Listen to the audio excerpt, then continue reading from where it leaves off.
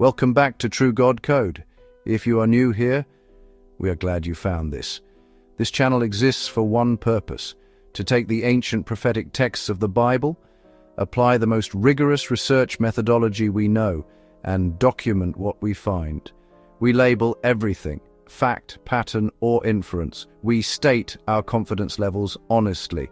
We follow the evidence wherever it leads, and we tell you everything we found, because deciding what you can handle is not our job. That is yours. If you have not seen our prior work in this series, we recommend starting from the beginning. We documented the root, the Cedar network that made all of this possible, the man who connected the most consequential technology investors of our era to each other and to the science of human biology, behavior, and institutional access. We documented the brain, the artificial intelligence infrastructure that is already inside your phone, your workplace, and your government, and that will become the primary interface between human beings and the economy. We documented the eyes, the surveillance architecture that watches everything, processes everything, fuses it into a single real-time operational picture, and feeds it to whoever holds the command authority. Today, we follow the chain to its next step. What the brain thinks and the eyes see, the sword executes. That is not a metaphor. It is a description of a documented operational architecture that has already been used in a real war. By the time this study is finished, you will understand exactly what that means, who built it, how it works, and what a 2,000-year-old text said about it before any of these companies existed. This is Layer 3. The name most people who hear the word Anduril think nothing of it. Tolkien readers know immediately. In J.R.R. Tolkien's mythology, Anduril is the reforged sword of the returning king. It was the sword of Elendil, broken in the ancient battle against the Dark Lord at the end of the Second Age. It lay in pieces for 3,000 years, kept in trust, waiting, and it was reforged at the moment of the king's return. The moment Aragorn, the heir who had hidden himself, revealed his true identity and came back to claim the throne of men and end the age of darkness. The sword's reforging is the signal that the king has decided to act, that the long hiding is over, that dominion is being reclaimed. Palmer Luckey named his autonomous weapons company after that sword, deliberately, publicly, without apology. He is not alone in this network. The pattern runs across the entire architecture this series has been documenting. Palantir, named after the seeing stones of Tolkien's mythology. The Palantiri were spheres of pure sight through which the Dark Lord Sauron extended his surveillance across the world. Those who looked into them could see everything Sauron wanted them to see and were slowly bent to his will. Peter Thiel and Alex Karp named their surveillance and intelligence company after those stones in 2003. Anduril, the reforged sword of the returning king. Palmer Luckey founded it in 2017. Erebor, named after the Lonely Mountain, the seat of the Dwarven Kingdom, whose treasure was stolen by the dragon Smaug, and whose recapture drives the entire plot of The Hobbit. Palmer Luckey and Joe Lonsdale, Palantir's co-founder, named their bank after the mountain of hoarded stolen wealth. Narya, one of the 3 elven rings of power, named for the Ring of Fire, worn by Gandalf, used by a member of this network as a company name. And in 2024, a former Founders Fund partner named a company after Sauron himself. Not an artifact, not a place, the Dark Lord, the architect of the whole system. This channel does not claim to know with certainty what is in the minds of the men who chose these names. People have many reasons for naming things. What this channel documents is the pattern that across more than 20 years, across more than a dozen companies, across multiple layers of the same interconnected network, the names that keep appearing are not chosen from random mythology. They are chosen specifically from a story about the final age of the world. A story about a Dark Lord who builds instruments of total surveillance and total power. A story about a ring that controls all other rings. a story about a sword reforged at the moment the king decides to return and claim dominion. The men building this system chose to name it after the instruments of that story. We begin with the name because the name tells you something about what the builder believes he is building. And what the builder believes he is building is the reforged sword of the returning king. The builder. He was born in 1992 in Long Beach, California. He taught himself electronics as a child. By his teenage years, he was building custom computer hardware and head-mounted displays in his parents' garage, teaching himself the principles of virtual reality from textbooks and internet forums. He had no formal engineering training, he had ability.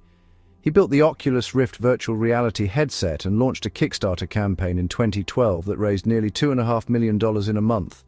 Facebook's acquisition of Oculus was announced in March 2014 for approximately $2 billion. He was 21 years old. He was fired by Mark Zuckerberg in March 2017. The Wall Street Journal obtained internal Facebook emails showing Zuckerberg pressured executives after Luckey donated $9,000 to $10,000 to a pro-Trump political group called Nimble America. Facebook's official position is that politics played no role in his departure. Luckey has said publicly that he believes he was fired for his political views. He said this on the record with his name attached, years after the fact. He is not a man who softens his positions. He describes himself publicly as a radical Zionist. He has used those exact words, as radical Zionist, in multiple documented interviews, a Tablet magazine profile, a Wall Street Journal Tech Live conference, the Sean Ryan Show podcast in February 2025. He is not Jewish. He identifies as Christian. His public statements about Israel are consistent and have not wavered. The day he left Facebook, he did not go back to consumer technology. He co-founded Anduril Industries with Trey Stevens, Brian Schimpf, Matt Grimm, and Joseph Chen. Stevens came from Founders Fund, Peter Thiel's investment vehicle, where he had been a partner. The connection between Luckey and Thiel was present from Anduril's first day. To understand why that connection matters, you have to understand what Thiel built before Luckey started building. This series documented the August 2015 dinner that Reid Hoffman organized at a restaurant in Palo Alto. The guest list included Jeffrey Epstein, Elon Musk, Mark Zuckerberg, Peter Thiel, and others from the core of Silicon Valley's power structure.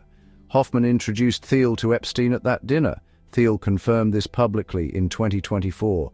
The root of the network was planted there. What grew from that root is what this series documents. Peter Thiel is the investor who made the sword layer possible. Founders Fund seeded Palantir, the Eyes, in 2003. Founders Fund led Anduril's $2.5 billion Series G in June 2025 at a $30.5 billion valuation. Founders Fund chairman Trey Stevens, Anduril's co-founder, called it publicly the largest single-check Founders Fund has ever written. The man at the center of the network's root is the man who funded both the Eyes and the sword. Luckey's own documented record in the months before the war with Iran is specific and precise.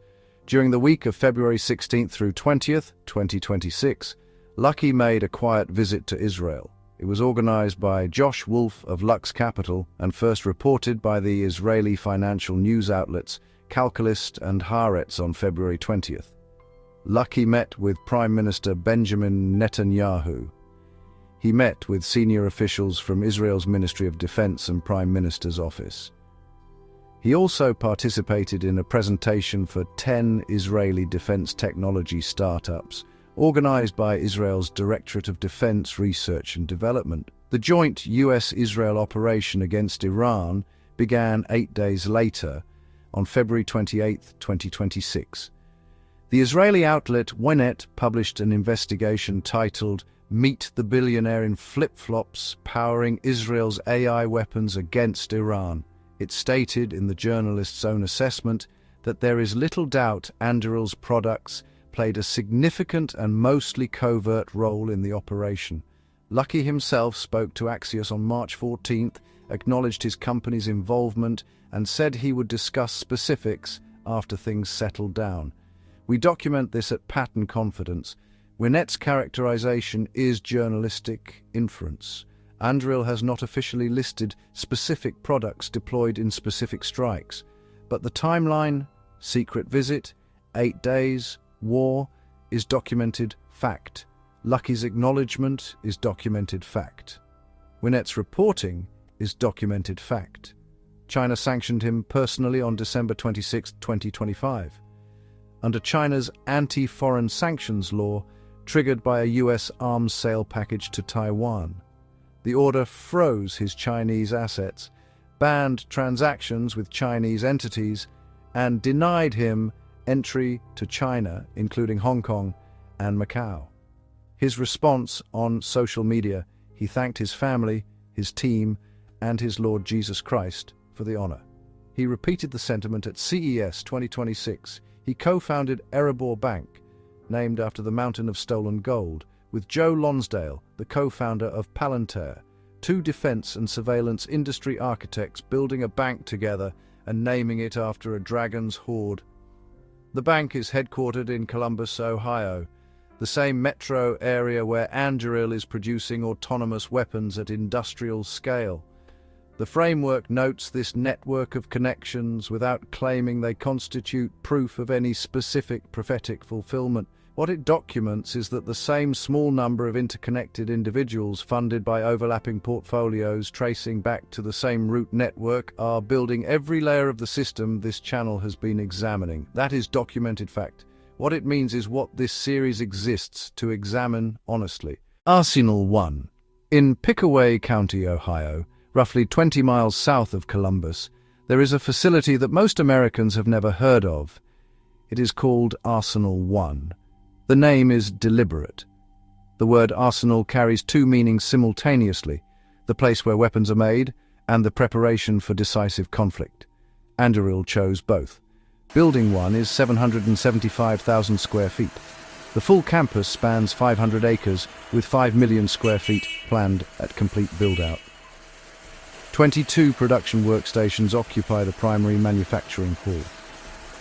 Each station represents a stage of assembly: airframe construction in the early stations, hydraulics and fuel systems in the middle, avionics and sensors, landing gear, and final testing toward the end.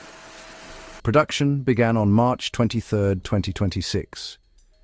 That is months ahead of the original July 2026 target. Anduril moved the schedule forward. The first product coming off the line is the Fury. Its official military designation is YFQ-44A. It is a collaborative combat aircraft, a new category of autonomous fighter jet designed to fly alongside manned aircraft as an intelligent wingman. There is no pilot.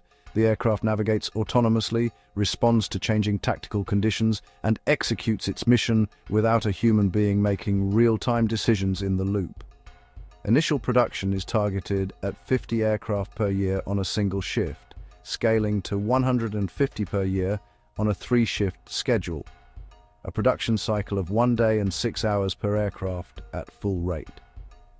The Air Force's Experimental Operations Units and the 412th Test Wing conducted evaluation flights at Edwards Air Force Base during the week of April 5th through 10th, 2026, where Fury flew with inert air-to-air missiles in contested environment testing. The primary competitor, General Atomics' YFQ-42A, called the Dark Merlin, crashed on April 6th near Palmdale, California. General Atomics paused all YFQ-42A flight test operations pending investigation. Anduril is now the leading autonomous fighter jet program in the United States. By the end of 2026, Arsenal 1 is scheduled to also begin producing the Roadrunner, an autonomous drone, and the Barracuda, an autonomous missile. A classified platform is also in production. The details of that platform are not public. Arsenal 1's production hall runs as a calibrated sequence. After airframe assembly, technicians perform metrology checks, torque verification, and non-destructive testing on critical joints. Avionics racks are installed, wiring looms are continuity tested, and hydraulics are pressure cycled before each aircraft advances to engine and systems integration. 22 stations support single-shift output today with staffing scalable to 3 shifts. Sub-assemblies arrive in kitted bins, bar-coded for traceability from supplier to final test. Electronics are burned in on test benches. Flight computers receive software loads and configuration keys. Every anomaly is logged to a central database for root cause correction. Final stations move to power-on, taxi tests, and captive carry weapons fit checks. Simulation labs run autonomy scenarios against contested environments before flight clearance. When an aircraft exits Station 22, it has a documented digital build record, from first fastener to final systems test, ready for operational evaluation. The kill chain.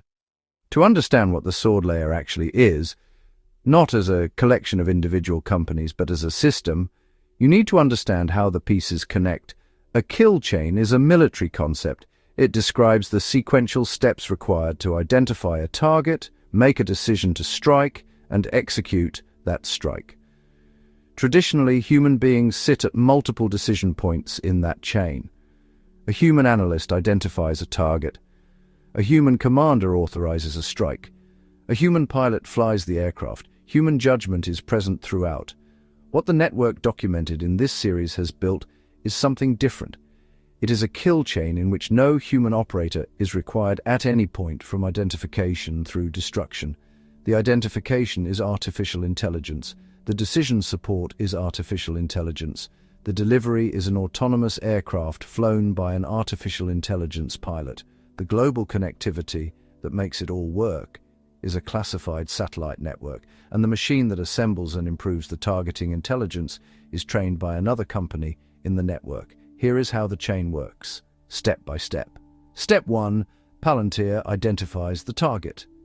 Palantir's Maven Smart System has been directed to become the program of record for the United States military, with that designation taking effect by the end of fiscal year 2026 under a memorandum from Deputy Secretary of Defense Steve Feinberg, dated March 9, 2026.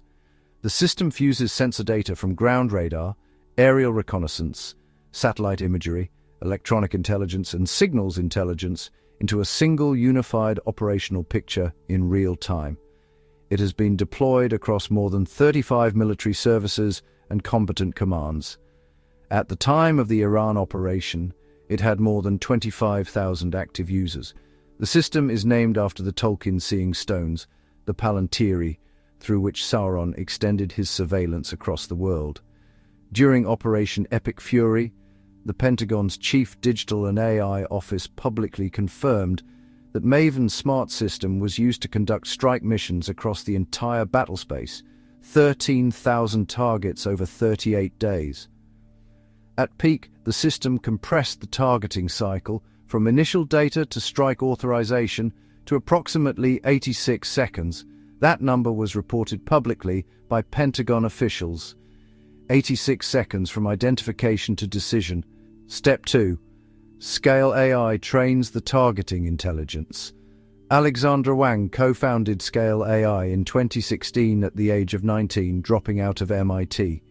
Scale Defense, the company's government and military division, holds classified contracts with the Pentagon's Chief Digital and AI Office and Defense Innovation Unit specifically for training artificial intelligence systems on military data.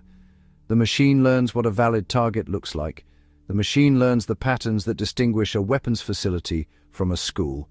The judgment that used to belong to a trained human analyst is now a function the machine was taught to perform. Wang himself stepped down as Scale's chief executive in June 2025 to become Meta's chief AI officer. The company he built for military targeting continues under new leadership. Step 3. Anduril builds the hardware.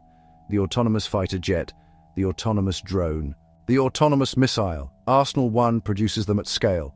The machine that delivers the strike has no pilot and no crew. It receives its target data from the chain, navigates to the target, and executes. Step 4. Shield AI flies the delivery systems. Brandon Cheng is a former United States Navy SEAL. He co-founded Shield AI with his brother Ryan Cheng and Andrew Reiter. The company developed HiveMind, an autonomous artificial intelligence pilot system that can fly fixed-wing aircraft and drones without human pilots. HiveMind has been demonstrated on the X-62A Vista, a heavily modified F-16 testbed, in DARPA's Air Combat Evolution program. In May 24, Air Force Secretary Frank Kendall rode in the back seat of the X-62A while the HiveMind AI pilot conducted close-range dogfighting maneuvers against a manned F-16. The Air Force Secretary rode in an aircraft that had no human pilot in control. The AI flew the engagement. Shield AI is now valued at $12.7 billion following a $2 billion funding round that closed in March 2026. The company has also established an international office in Abu Dhabi to pursue defense contracts in the Gulf region. Step 5. Saronic extends the chain to the ocean. Saronic builds autonomous surface vessels for naval warfare. Founded in Austin in 2022 by former Navy veteran Dino Mavroukas, the company has developed a family of autonomous surface vehicles at multiple sizes. Andreessen Horowitz led the Series B. Joe Lonsdale's 8VC, Lonsdale being the co-founder of Palantir and co-founder of Erebor Bank, is invested in every Saronic funding round. Kleiner Perkins led the Series D in March 2026 at a $9.25 billion valuation. Saronic also holds a Navy production contract and a DARPA selection for autonomous maritime operations. The autonomous enforcement layer now covers air, ground, and sea simultaneously. Step 6. Starshield connects everything to every point on Earth. Starshield is the classified military version of Elon Musk's Starlink satellite network. SpaceX publicly unveiled it in December 2022. Elon Musk confirmed publicly in March 2026 that Starshield is operated by the US government and is not under SpaceX control. It provides persistent, high-bandwidth, encrypted satellite communications for military operations in any geography on the planet. More than 200 Starshield satellites have launched. It holds a contract with the National Reconnaissance Office that was reported by Reuters to be worth $1.8 billion. Without Starshield, the autonomous kill chain cannot function at global scale. The aircraft need real-time connectivity. The targeting system needs real-time data feeds. The command authority needs real-time situational awareness. Starshield provides all of it from orbit. Musk sits simultaneously in the brain layer, through XAI and his involvement in the broader AI architecture, and the sword layer through Starshield. He built the cognitive infrastructure of the system and the satellite backbone that makes the kill chain globally operational. One network, one portfolio, every link in the chain. Palantir identifies. Scale AI trains, Anduril builds, Shield AI flies, Saronic sails, Starshield connects. No human operator required at any point. One portfolio. This would be remarkable if it were the product of many different investors independently converging on the same companies from unrelated starting points. Markets sometimes produce convergence. Independent investors sometimes back similar visions. This is more remarkable than that. Peter Thiel's Founders Fund seeded Palantir from its founding in 2003. Founders Fund led Anduril's Series G. By Founders Fund's own chairman's description, the largest single investment check the fund has ever written. Founders Fund invested in Scale AI at the Series C in 2019, the round that made Scale a unicorn. Founders Fund is a returning investor in Impulse Space, the Golden Dome subcontractor building space-based interceptors, across multiple rounds, including the $300 million Series C in June 2025. And in July 2025, Founders Fund co-led Hadrian Automation's $260 million Series C alongside Lux Capital. Hadrian Automation deserves a moment because most people have never heard of it, and it is the piece that completes the picture. Hadrian builds automated precision parts manufacturing facilities for the defense and aerospace industry. It uses computer numerical control machining to produce high-tolerance components at speeds that human machinists cannot match. The defense industry's traditional manufacturing base cannot produce autonomous weapons systems at the scale the new architecture requires. Human machinists working conventional machine tools are the bottleneck. Hadrian removes that bottleneck. Follow the supply chain from end to end. Anduril designs the autonomous weapons system. Hadrian machines the precision components those systems require. Arsenal One assembles the finished product. Founders Fund holds equity in all three companies: the precision parts manufacturer, the final assembly facility, and the weapons designer, through separate investments that the public sees as three unrelated defense technology bets. They are not unrelated, they are consecutive links in a single vertically integrated autonomous weapons supply chain, funded by one portfolio. Joe Lonsdale's 8VC, Lonsdale being Palantir's co-founder and Erebor Bank's co-founder, is present in every Saronic funding round, connecting the naval warfare layer to the same network. Andreessen Horowitz co-led Anduril's most recent large round, led the World ID biometric identity raise that this series has documented in the Mark layer, and holds positions in both the Sword and Mark layers simultaneously. This is not the free market producing defense innovation through independent competition. This is the deliberate vertical integration of an autonomous weapons supply chain, from precision parts through assembly, through delivery, through global connectivity, funded and structured through a single interconnected network of investors whose relationships trace back to the root this series documented at the beginning. The Covenant Nations. The framework this channel has built across multiple studies identifies a covenant architecture, a network of political, economic, and financial relationships between the United States, Israel, and the Gulf sovereign nations, that the ancient prophetic text describes as the foundation for the agreement that opens the final 7-year period in the prophetic timeline. These are not abstract theological categories. They are documented geopolitical relationships: the Abraham Accords, the Board of Peace diplomatic architecture, the Sovereign Wealth Fund, investments flowing from the Gulf into every layer of the system this series has examined, the defense and intelligence cooperation between Israel and the Gulf states that accelerated after October 7, 2023. The Covenant Nations are not observers of the Sword layer, they are inside it. The United Arab Emirates State Weapons Company, Edge Group, announced a joint venture with Anduril on November 13, 2025. The announcement came ahead of the Dubai Air Show. The UAE is investing $200 million in the joint venture and an Abu Dhabi manufacturing facility. The first production order is 50 Oman autonomous aircraft, a hybrid electric, tail-sitting vertical takeoff and landing autonomous drone, roughly 10 feet tall, capable of carrying substantial payloads over extended autonomous missions. This is the first Anduril production presence outside the United States, the United Kingdom, and Australia. Anduril will fulfill US orders from Arsenal One in Ohio. The UAE facility will fulfill regional and allied orders. Full-rate production and first deliveries are targeted for the end of 2028. The Covenant Nation is not purchasing the Sword from the network.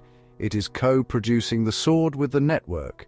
Shield AI has operated an international office in Abu Dhabi since February 2022 under the leadership of retired Navy Vice Admiral Bob Harwood as Executive Vice President for International Business, building relationships with Gulf defense procurement authorities.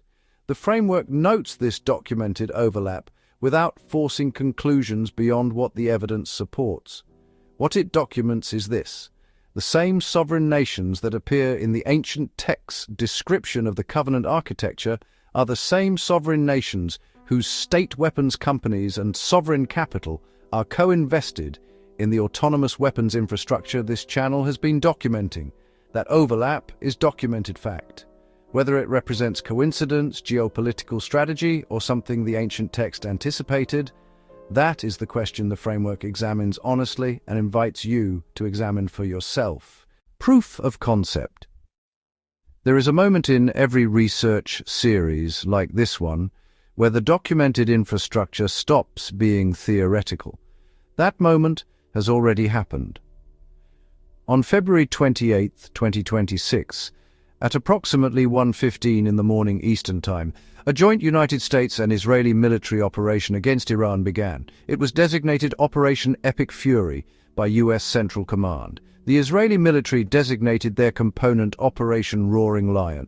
What happened in the next 38 days has been confirmed by Pentagon officials, congressional reports, the Congressional Research Service, Wikipedia, Britannica, the House of Commons Library, the Arms Control Association, Breaking Defense, the Jerusalem Post, Ynet, NPR, and the Israeli Institute for Counterterrorism, among many others. In the first 24 hours, approximately 1,000 targets were struck. Over 38 days, approximately 13,000 targets were engaged in total. The Iranian Supreme Leader, Ayatollah Ali Khamenei, was killed in an Israeli strike on a Tehran bunker on the first day. The IRGC commander, the defense minister, and the intelligence minister were also killed. The targets included nuclear infrastructure, Natanz, Isfahan, and additional facilities. They included approximately 120 air defense systems destroyed in the opening phase. They included more than 450 ballistic missile storage facilities and more than 800 drone depots struck within the first 72 hours. 11 Iranian naval vessels were sunk. The operation was the most documented demonstration of AI-enabled autonomous military targeting in history, and the sword layer was running throughout it. Cameron Stanley, speaking publicly for the Pentagon's Chief Digital and AI Office at a defense technology conference on March 12, 2026, made a statement that this channel considers one of the most significant public admissions in the history of defense technology. He said, "Operation Epic Fury leveraged Palantir's Maven smart system in order to conduct strike missions across the entire battlespace, 13,000 targets in 38 days. A Pentagon official confirmed publicly on the record, with the name of the company and the number of targets, that an AI targeting system drove the strike mission, planning for a combat operation that struck 13,000 targets against a sovereign nation. The kill chain compression to 86 seconds per targeting decision was also reported from official sources. The AI was not a tool that helped humans make decisions faster. It was the decision support architecture that enabled an operational tempo that no human-only process could have matched. Palantir's Maven smart system was central, confirmed by Pentagon officials. Palmer Luckey's visit to Netanyahu 8 days before the operation, and his subsequent acknowledgement on the record to Axios, documented and confirmed. Winnett's report on Anduril's covert role, documented, reported by named journalists at a credible Israeli outlet, acknowledged but not specified by Luckey himself.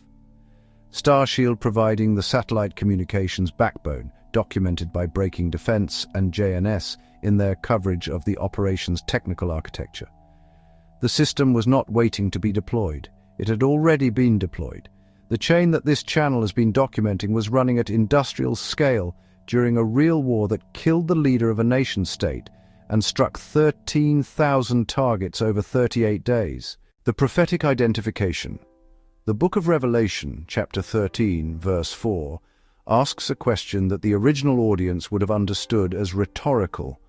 Who is like the beast, and who is able to make war with it? The text is describing a condition of military supremacy so absolute, so without precedent, that the question of opposing it has become meaningless. Not who will challenge it, not who might someday challenge it, who could, right now. The answer the text implies is that no one can. The beast has achieved a form of military dominance that places opposition outside the realm of PE. Practical consideration. The framework holds the following identification at the pattern level. This is not established fact. This is not something the framework will claim as proven. It is a documented structural match between what the ancient text describes and what the research documents in the present world. The framework states that distinction, clearly because honest calibration, is the methodology.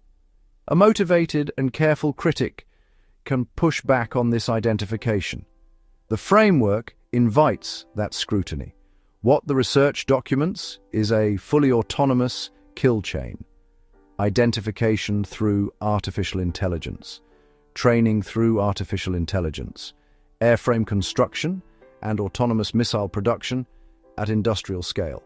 Autonomous flight delivery tested in documented Air Force evaluations. Autonomous naval warfare capability. Global satellite connectivity provided through a classified military network.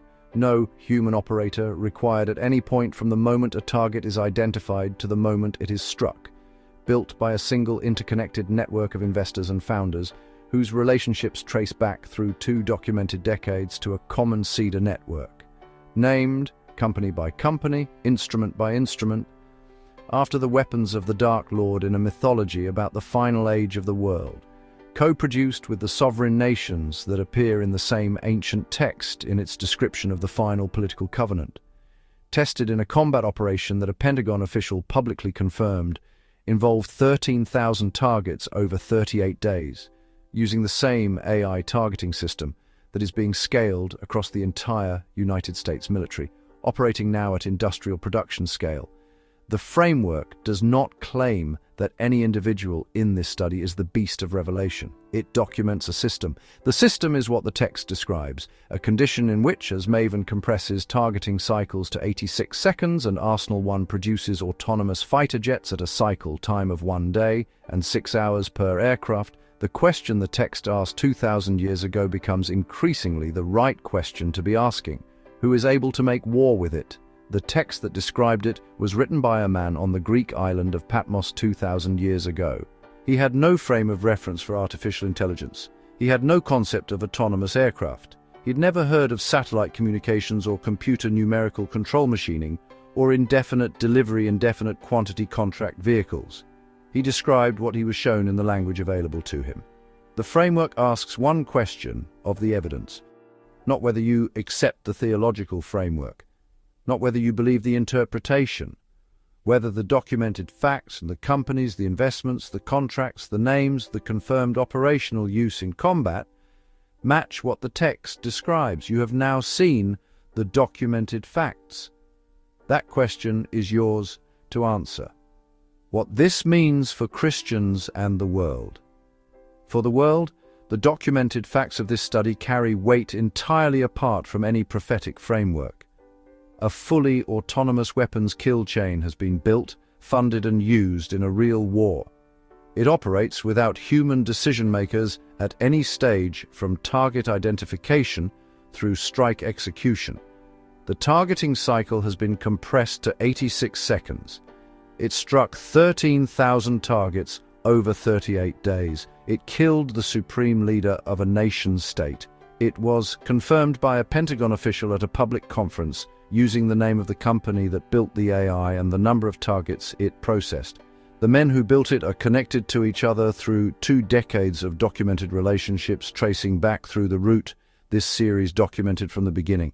They named their companies after the instruments of a mythology about the final age of the world. They are co-producing the system with the sovereign nations of the Gulf.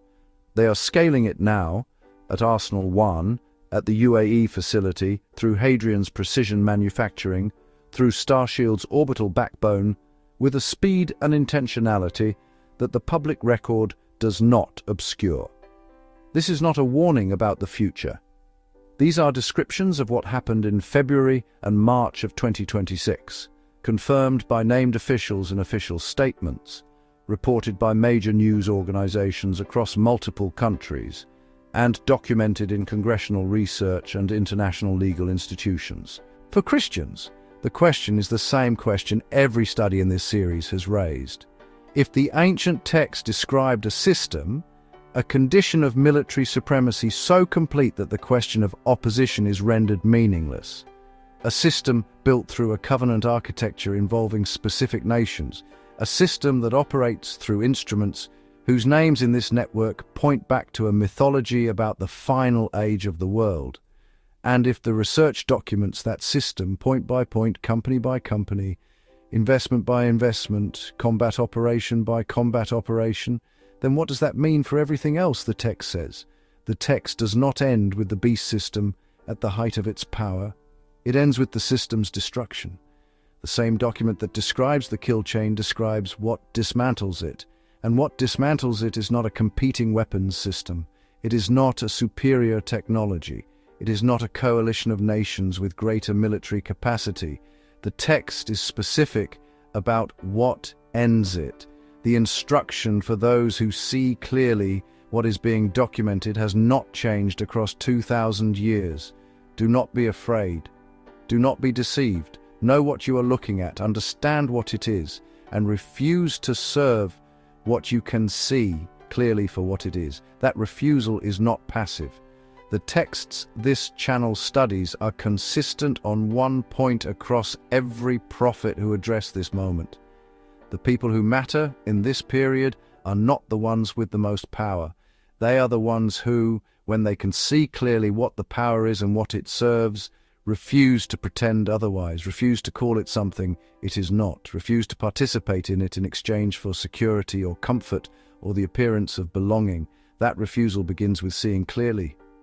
Tolkien, who spent his life studying the same ancient texts this channel examines, understood this deeply. He wrote that the darkness fails not because the powerful overthrow it, but because the humble refuse to serve it. His mythology, which the men building this system chose to name their instruments after, ends the same way. Not with a superior weapon, not with a greater army, with the refusal of the most powerless participants to stop carrying their burden. The men who built this system read that story and named their weapons after the Dark Lord's instruments. This channel reads that story and documents what those instruments are. This channel exists to help you see. If today's study opened something for you, if the kill chain became clear for the first time, if the Tolkien naming landed differently when you understood what the name means, if the connection from the network's route through Thiel to Lucky to Arsenal 1 to 13,000 targets in 38 days made something visible that was not visible before, please take one moment right now and like this video.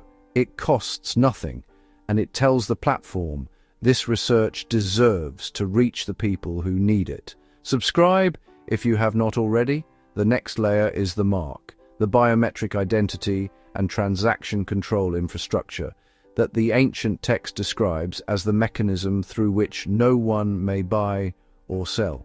That infrastructure is not theoretical. It is already in your pocket. It already processes your transactions. The World ID orb has already scanned the irises of 18 million people in 160 countries. And the system that will enforce it is being built by the same network this series has been documenting from the beginning. You will want to be here when we show you what it is. Share this with one person, not a mass broadcast. One person, someone in your life who has been asking questions that nobody around them is willing to engage with honestly.